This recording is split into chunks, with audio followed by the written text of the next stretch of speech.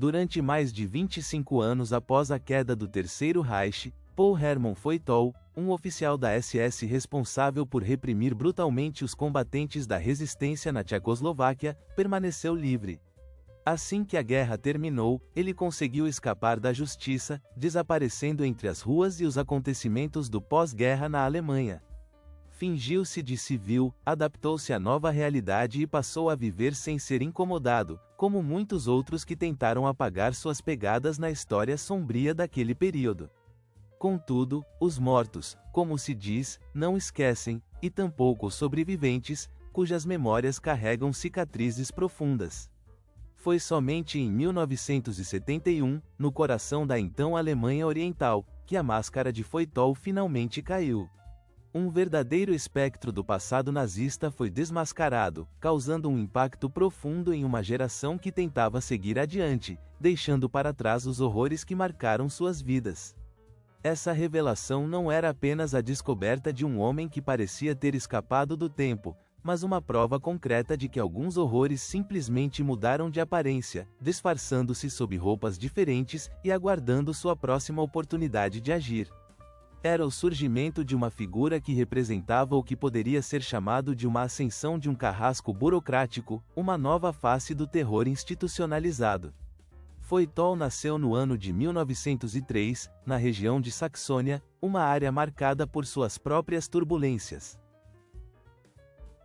Sua juventude foi moldada pelo caos político que tomou conta da Alemanha após a Primeira Guerra Mundial, um período de instabilidade, mudanças rápidas e incertezas. Não era um guerreiro exaltado ou um ideólogo inflamado, alguém que se destacasse por feitos heróicos ou discursos inflamados. Sua força residia na lealdade cega às ordens, na sua capacidade de manter silêncio, de não questionar, de seguir o caminho traçado com precisão. Como funcionário público, ele foi subindo na hierarquia, conquistando posições através do esforço e da fidelidade silenciosa. Ao ingressar no Partido Nazista ainda nos primeiros tempos, rapidamente alinhou-se às forças da SS, uma organização conhecida por sua brutalidade e por sua capacidade de execução. Sua trajetória inicial não foi marcada por feitos dramáticos ou atos de heroísmo, mas por tarefas rotineiras em unidades policiais locais e cargos administrativos. No entanto, sua dedicação à ideologia nacional-socialista, aliada a uma natureza metódica e eficiente, fizeram dele uma peça valiosa para o aparelho repressivo dos nazistas. Já na década de 30, seu papel tornou-se mais sombrio. Conseguiu uma posição dentro da Gestapo, a polícia secreta do regime, cuja reputação de crueldade e impiedade era conhecida mundialmente. Foi então transferido para o Protetorado de Boêmia e Morávia, atual República Tcheca, uma região onde a resistência aos nazistas era intensa e constante. E é neste cenário que Voitol deixou sua marca de forma definitiva. Ele não se destacou como um soldado na linha de frente dos combates, mas como um executor impiedoso nos bastidores. Sua missão primordial era suprimir qualquer forma de resistência por meios brutais, usando qualquer recurso ao seu alcance. Liderava invasões em células de resistência, coordenava prisões em massa, e muitas vezes assinava a sentença de morte sem sequer um julgamento formal. Vilarejos suspeitos de esconder combatentes eram queimados, enquanto civis eram torturados para obter informações, tudo sob sua supervisão. Cada operação, cada execução, era documentada com papelada rigorosa, com formulários específicos, e Voitol assinava todos eles com frieza e precisão. Por sua eficiência fria e sem emoções, ele foi promovido várias vezes, não por bravura ou feitos heróicos, mas por sua capacidade de manter a máquina do terror funcionando sem hesitação. Não era a face visível do medo, mas a engrenagem que garantiu que o sistema de repressão nazista funcionasse de forma silenciosa e eficiente. Quando a guerra terminou, em 1945, ele simplesmente desapareceu na névoa da derrota, como tantas outras figuras do regime, sem deixar rastros evidentes. Na confusão que se seguiu ao colapso do regime nazista, com soldados fugindo, campos de concentração abandonados e arquivos sendo queimados para esconder evidências, Paul Hermann Voitol sumiu de vez.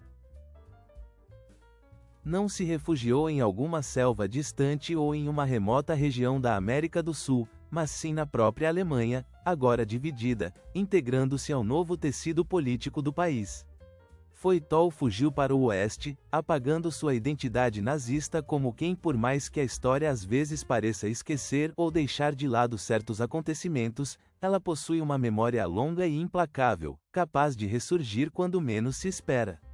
Assim foi no ano de 1971, quando uma comissão dedicada a investigar crimes de guerra na então Tchecoslováquia conseguiu descobrir documentos que estavam há muito tempo enterrados, ocultos sob camadas de silêncio e negligência. Entre esses papéis, havia registros que levavam claramente o nome de Voitol, uma figura que, até então, parecia ter sido esquecida pela história oficial. As testemunhas sobreviventes, que ainda estavam vivas na época, tinham memórias vívidas de seu rosto, de seus olhos e de sua expressão, como se o tivessem visto ontem. Essas lembranças e relatos logo chegaram às autoridades da Alemanha Oriental, que, após quase 3 décadas de silêncio, decidiram agir. Foi assim que, na pacata cidade de Gara, onde ele havia se escondido de forma ostensivamente discreta, Paul Hermann Voitol foi finalmente detido. A notícia de sua prisão, no ano de 1971, chocou toda a Alemanha Oriental, uma nação que, até então, se orgulhava de sua postura antifascista e de sua luta contra os horrores do passado. Durante mais de 20 anos, Voitol viveu uma vida aparentemente comum, uma vida de civis comuns, escondendo sua verdadeira identidade sob uma fachada de tranquilidade. Seus vizinhos, que conviviam com ele diariamente, o descreviam como um homem educado, de idade avançada, sempre cortês e respeitador. Poucos poderiam imaginar que, por trás daquela aparência serena, escondia-se um passado marcado por brutalidade e violência, incluindo repressões cruéis durante o período de ocupação na então Tchecoslováquia. A calma de Voitol não revelava nada de seu passado sombrio. Quando as autoridades o prenderam, iniciaram uma investigação minuciosa, detalhada, que buscava revelar toda a verdade. A partir de depoimentos de testemunhas oculares, documentos sigilosamente recuperados, ordens assinadas, registros de execuções e relatos de sobreviventes, foi possível montar um quadro claro de sua atuação durante os anos de guerra. Esses relatos descreviam, de forma assustadora, episódios de execuções públicas, prisões em massa e a supervisão fria e impassível de Voitol em cada uma dessas ações. No começo, ele negou tudo veementemente, tentando se justificar ou esconder a verdade. No entanto, à medida que a montanha de provas crescia, sua resistência começou a se desintegrar. A força das evidências, incluindo documentos assinados por ele próprio, testemunhos de vítimas e relatos de sobreviventes, o cercaram por todos os lados, tornando impossível negar sua participação nos crimes.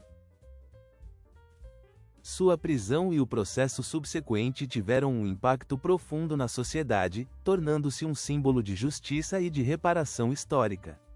Apesar do orgulho que a Alemanha Oriental tinha de sua postura antifascista, o fato de um ex-oficial da SS, uma figura associada ao regime mais brutal do nazismo, viver livre e escondido dentro de suas fronteiras por tantos anos, gerou uma comoção pública de grande proporção.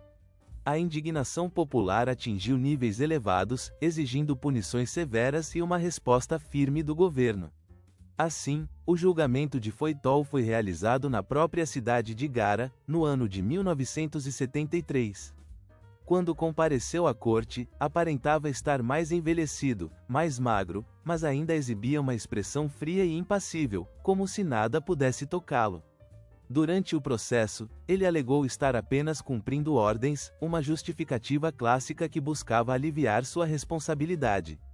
No entanto, a acusação apresentou uma quantidade esmagadora de provas, incluindo documentos assinados por ele, testemunhos de sobreviventes que relataram sessões de tortura, execuções sumárias e a supervisão impassível de suas ações. Um dos sobreviventes descreveu sessões de tortura onde Voitol permanecia em silêncio na porta, como uma figura sombria e impassível, enquanto seus agentes cometiam atrocidades. Outro testemunho falou sobre famílias inteiras que desapareceram após suas operações, deixando um rastro de dor e destruição. Essas ações não eram casos isolados, mas sim exemplos de uma política sistemática de brutalidade, uma verdadeira engrenagem de repressão organizada e coordenada, na qual Foytol desempenhava papel central. A evidência era clara. Ele representava a face mais cruel de um regime que não poupava vidas humanas na sua busca por controle e exterminação. Ao final do julgamento, no dia de 18 de junho de 1970,